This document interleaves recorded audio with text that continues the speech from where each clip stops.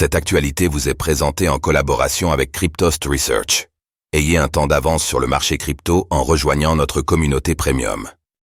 Je défends votre droit à fumer une cigarette, je défends aussi votre droit à acheter du Bitcoin, BTC, le PDG de JP Morgan en demi-teinte.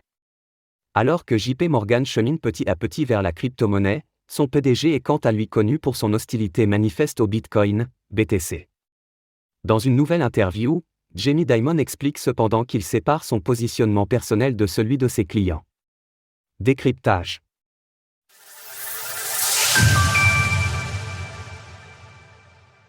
Le PDG de JP Morgan clarifie son positionnement sur les crypto-monnaies. Alors que le cours du Bitcoin, BTC, est venu toucher de nouveaux sommets, nombreux sont ceux qui sont interrogés sur la crypto-monnaie.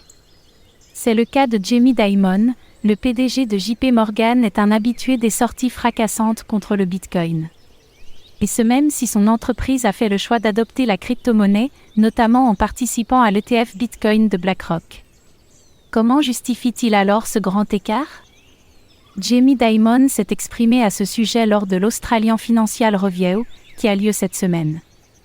Il y a expliqué que s'il ne comprenait pas personnellement l'intérêt du Bitcoin, il défendait cependant la liberté de chacun de faire ses choix. Je ne sais pas à quoi sert le Bitcoin en soi, mais si je défends votre droit à fumer une cigarette, je défends aussi votre droit à acheter du Bitcoin. Le sous-entendu est bien sûr que le Bitcoin serait mauvais pour la santé financière des individus qui choisissent de l'acheter. On ne peut donc pas dire que le PDG de JP Morgan ait beaucoup évolué dans sa considération de la plus grande crypto-monnaie. Il a par ailleurs affirmé qu'il n'en posséderait jamais. Je n'achèterai jamais personnellement de Bitcoin.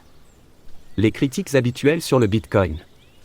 Par ailleurs, Jamie Dimon a encore une fois fait un lien entre les crypto-monnaies et les activités illégales, affirmant que celles-ci sont utilisées pour le trafic sexuel, la fraude et le terrorisme. Le PDG de JP Morgan n'a donc pas particulièrement fait évoluer sa pensée. Son positionnement peut surprendre, on sait désormais que les activités illicites liées à Bitcoin ne représentaient plus que 0,15% des transactions, en 2022. Par ailleurs, les afflux considérables vers les ETF Bitcoin montrent que l'intérêt des investisseurs institutionnels, dont les nombreux clients de JP Morgan, est bien présent. Jamie Dimon campe donc sur ses positions, dans un écosystème qui a fortement évolué ces dernières années. Source, Reuters. Image, Frank Grubé via Wikimedia Commons, BYSA. Retrouvez toutes les actualités crypto sur le site cryptost.fr.